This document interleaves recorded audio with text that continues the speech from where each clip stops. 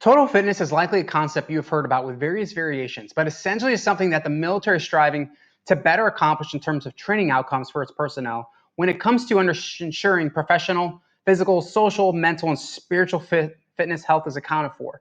It is easy for units to fixate on ensuring that units are prepared professionally to do their jobs with all the various training requirements out there.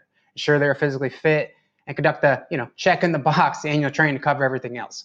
And of course, they encourage personnel to support each other, foster a good command climate, promote morale, welfare, recreation, outside life skills resources such as military one source and opportunities for religious expression. All of that is well and good and within the branch of service I'm coming from, the Marine Corps. The spiritual side of things has particularly been emphasized by the former Commandant, General Neller, starting back in 2016, who recognized that the behavioral challenges the Corps was having with moral failures in combat, garrison, epidemic suicide rates, sexual assaults, drug and alcohol abuse, etc., all stem from the issues of the heart and the mind. Now, I also realized that it just wasn't enough for commanders, chaplains, the senior enlisted, sergeant majors, etc., to care about this, but all leaders really need to basically own this, to care for it. Napoleon Bonaparte stated that the morale is 3-1 in war. And when one watches movies like Saving Private Ryan, it's readily apparent that there are dynamics to military operations in terms of moral and ethical decision making and coping with real difficult circumstances, i.e., getting shot at or having to kill fellow human beings. That one's tactical and physical training, along with physical equipment, good leadership, and solid planning, are just not going to prepare you for alone.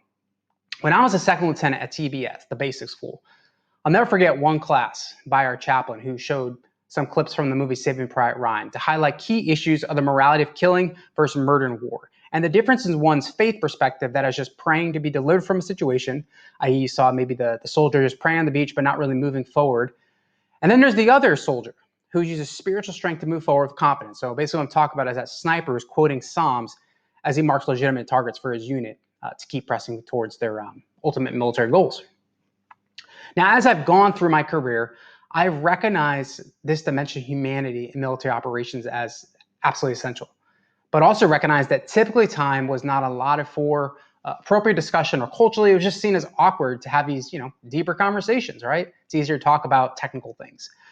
But furthermore, I've seen that the one person in a command whose sole job to do just that, the chaplain, is either sidelined by fellow leaders in his or her unit focused on operational tasks, or who is just trying to do it all themselves, either through preaching our services, counseling individuals, and deck plating as much as they could, but with no real strategy to enlist the help of his fellow service members in participating more than just volunteering at worship services or leading small group discussions, sporadically during the week.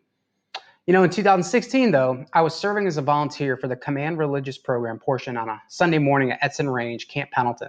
This is basically where recruits were going for 4 weeks of their field training. And there I was helping teach Christian Sunday school classes pertinent to new recruits.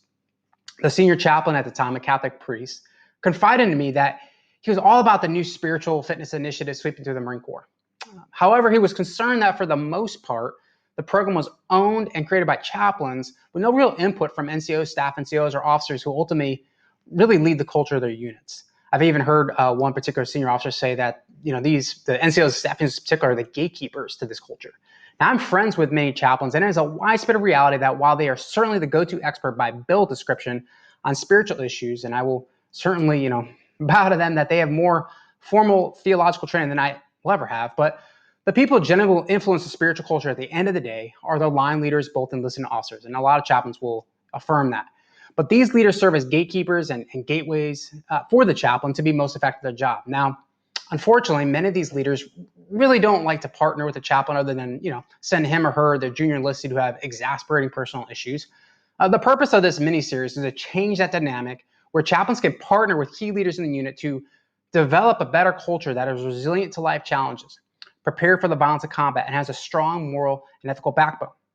All right, now that I've explained its overall concept, I'm going to get into the nuts and bolts in the next few lessons, so stick around.